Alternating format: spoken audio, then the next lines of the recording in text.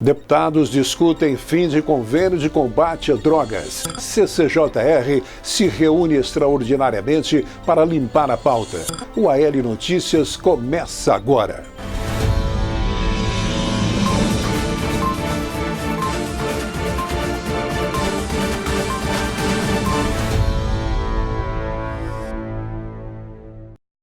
Projeto que começa a tramitar na Assembleia quer obrigar aviso de faturas atrasadas em contas recebidas pelos consumidores. Contas de água, luz e até boletos de instituições de ensino poderão ter que informar o consumidor sobre débitos anteriores em atraso. Isso é o que prevê projeto de lei apresentado pelo deputado Marçal Filho, do PSDB, que obriga as empresas prestadoras de serviços públicos a inserir os dados de cobranças em aberto nos boletos. Elas teriam, caso esse projeto se torne lei, colocar em todos os boletos, todos os débitos que porventura a pessoa, o consumidor, tenha anteriormente, né, para que a pessoa saiba exatamente quando receber o boleto, o quanto ele ainda deve, para que ele não tenha sua luz cortada, sua água cortada, simplesmente por falta de informação ou algum problema na faculdade ou na escola.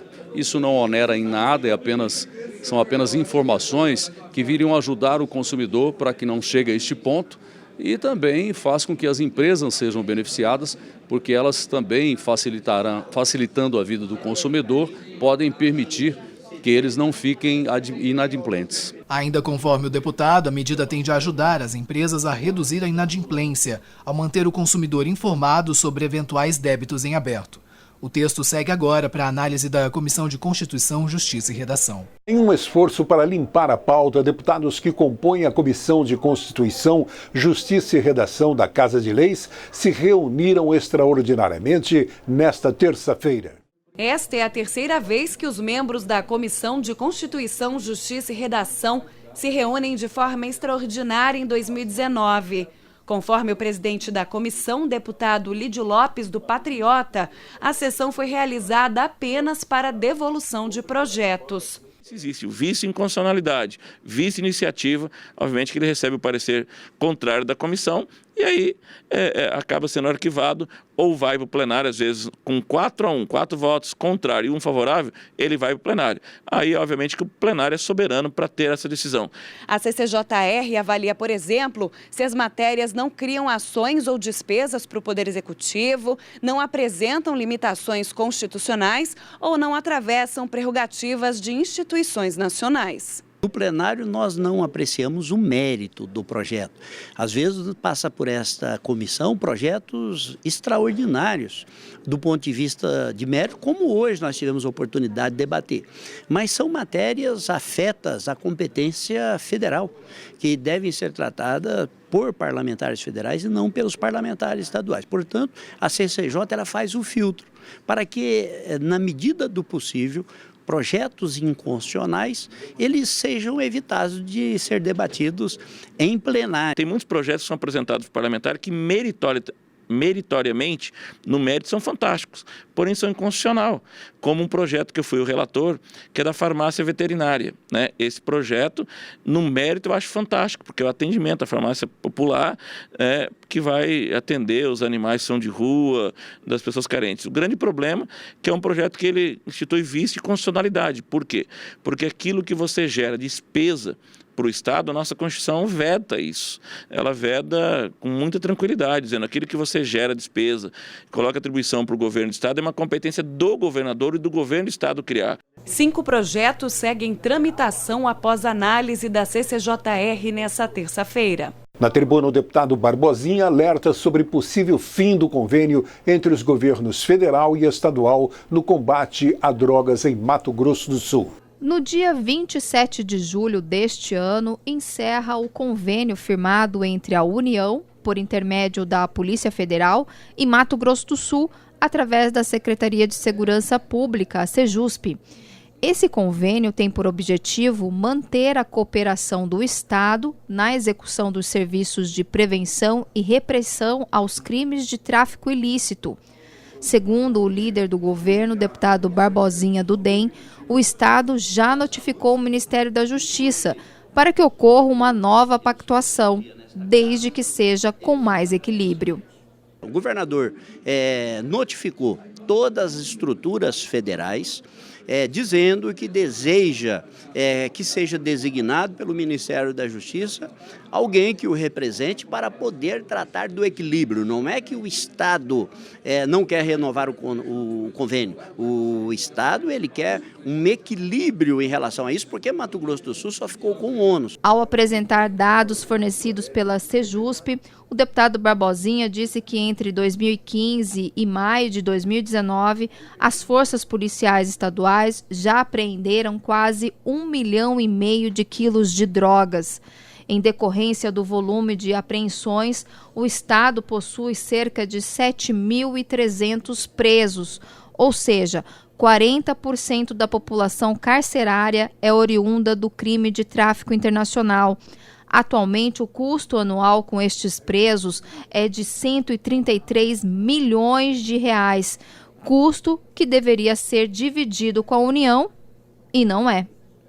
A Polícia Federal não está estruturada, não está equipada. O governo federal, ao longo desses anos, não cuidou de preparar essas polícias para a sua função, para a sua missão. Mato Grosso do Sul vem cumprindo isso, mas chegou a um ponto de exaustão. O Estado não tolera mais, o Estado não tem mais como suportar isso, e é muito importante que a sociedade compreenda, e as estruturas federais têm pleno conhecimento disso, que a partir de 27 de julho, se não ter uma nova negociação, um novo convênio, o governo não irá reativar o convênio, nós teremos aí um caos nessa área instalada do Estado.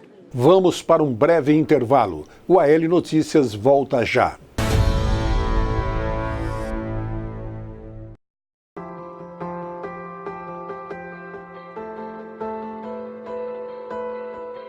Assembleia Legislativa da Maria.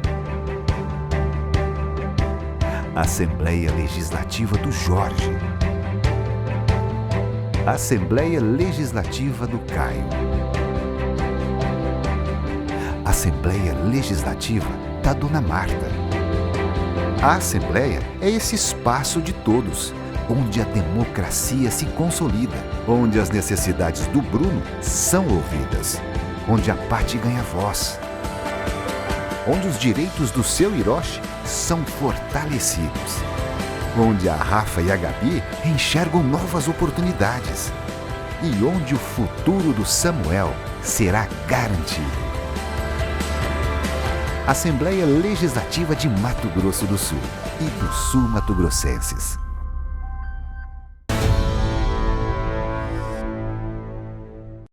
Outro assunto debatido durante a sessão foi a decisão do governo federal em vetar trecho de medida provisória que autorizaria passageiros de companhias aéreas a despacharem uma bagagem. Veto a trecho de medida provisória que determinava o retorno da gratuidade no despacho de bagagens de até 23 quilos em voos domésticos foi tema de debate na Casa de Leis. O deputado Eduardo Rocha, do MDB, lembrou que a regra foi incluída pelo Congresso em texto que liberou o capital estrangeiro nas companhias aéreas nacionais. A abertura do mercado, isso vai ocorrer, já ocorreu. O presidente já sancionou. E acho que isso é bom porque vai trazer a concorrência para dentro. Quando vinham as grandes empresas para o Brasil, eu acho que isso é positivo.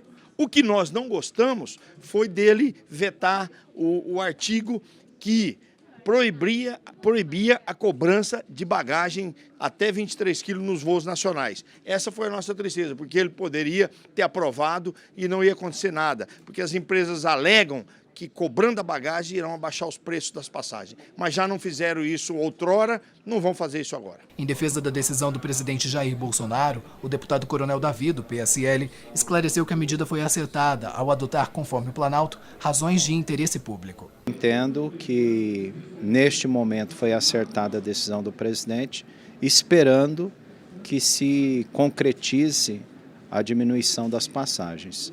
Porque não ocorrendo isso, fatalmente vai levar a um novo tipo de entendimento por parte do governo federal. A cobrança de bagagens foi autorizada pela Agência Nacional de Aviação Civil, a ANAC, há 3 anos, e com o veto aplicado à medida provisória, as empresas continuam autorizadas a cobrar pelas malas despachadas. Os passageiros, por sua vez, têm direito a levar gratuitamente na cabine uma bagagem de mão de até 10 quilos. Com atuante trabalho nos anos anteriores, a Frente Parlamentar em Defesa da Segurança Alimentar deu posse aos seus membros. A Assembleia Legislativa de Mato Grosso do Sul instalou a Frente Parlamentar em Defesa da Segurança Alimentar e Nutricional na tarde desta terça-feira. O coordenador da frente é o deputado Cabomi, do PT, que deu posse aos 23 membros. Hoje aqui nós estamos dando posse aos membros, né, que compõem essa frente parlamentar. Eu sou o coordenador da frente e a partir daí, com certeza, vamos tentar em algumas cidades polo do estado fazer audiência pública, né, levar esse debate à região de grandes assentamentos, onde a agricultura familiar também tem seu potencial, idas, visita a regiões porções de pobreza, onde de fato se faz necessário o cadastramento, o número do NIS, para que famílias que precisem dessa assistência sejam atendidas. Entre os membros empossados estavam Fernanda Savic e Dulce Ribas. As pesquisadoras na área de nutrição e produção alimentar falaram sobre a importância do órgão e as expectativas de trabalho conjunto. A gente discutir isso dentro da Assembleia, né, ter uma frente que discuta essas questões dentro da Assembleia é importante, porque é o que dá o caminho, né, das políticas públicas, né, políticas públicas mais assertivas, que deem condições da população realmente ter acesso a alimentos, né, ter acesso a uma alimentação de qualidade. Frentes como essa são extremamente importantes e válidas, onde permite que a sociedade civil também participe e também colabore para que políticas públicas sejam efetivadas e garantidos os direitos constitucionais. O AL Notícias segue com a nossa série sobre os 40 anos da Casa de Leis. Hoje vamos acompanhar as histórias de Roberto Jabrayan.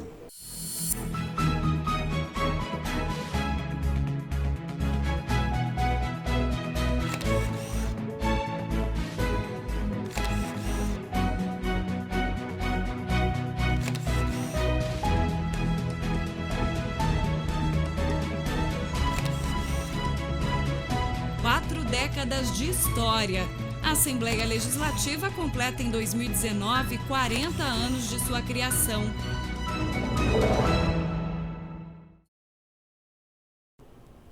Olá!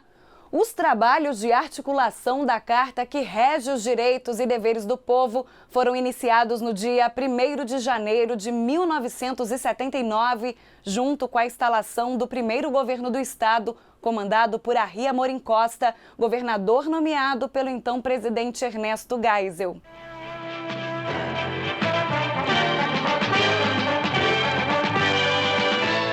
O presidente sanciona a lei que cria o estado de Mato Grosso do Sul e diz que teremos de iniciar uma longa tarefa para darmos efetiva existência ao novo estado. Cerca de 900 convidados comparecem, entre eles ministros de estado e outras autoridades. Com a instalação do novo estado, era preciso criar o legislativo. 18 deputados foram eleitos para dar o pontapé inicial na história política de Mato Grosso do Sul. A gente achava interessante o comportamento da Assembleia, principalmente na construção do Estado, para o governador, para o aproveitamento, por exemplo, a escolha de prefeito, tinha que passar pela Assembleia. E eu não entendia o que era isso, mas é que aqui era considerado área de segurança nacional, então o prefeito era nomeado, mas tinha que passar pelo crivo dos deputados. Nós tivemos grandes parlamentares aqui, que hoje o Mato Grosso do Sul se destaca no cenário, graças ao deputado Lourdes Machado, deputado Roberto Orro, deputado Jonathan Barbosa, deputado Valdomiro Gonçalves, o Gaeta, o próprio Sérgio Cruz. Depois eu passei a ser funcionário, que eu fui entender a importância da figura do deputado estadual na política sul-mato-grossense. E as mobilizações, antigamente tinha aí as convenções, era coisa bonita, era carro daqui e fogos, e sempre os deputados era que articulavam. Eu achava inteira, depois que eu fui entender o que era o aroma da política, né? Nós apanhamos muito até pegar o pique de Cuiabá. Aí o pessoal fala assim, Mato Grosso do Sul perdeu Perdeu que já fazem 40 anos que o Estado hoje caminha com as próprias pernas. Eu lembro na época do presidente Jonathan, ele fez uma ceia, emendou uma mesa, daqui ele exigiu que trazia a família aqui para dentro da Assembleia. Ele queria convivência da família, nossa, funcionário, com os deputados. O deputado participou, fizemos ceia, teve sorteio de prêmio, enfim, é a vida nossa. O deputado tem que correr as bases, tem que trazer as reivindicações. Pode ser que não consiga atender tudo, mas eu acredito que 70%, 80% dos deputados, tanto de oposição como situação, é votado aqui consciente e para o bem da comunidade.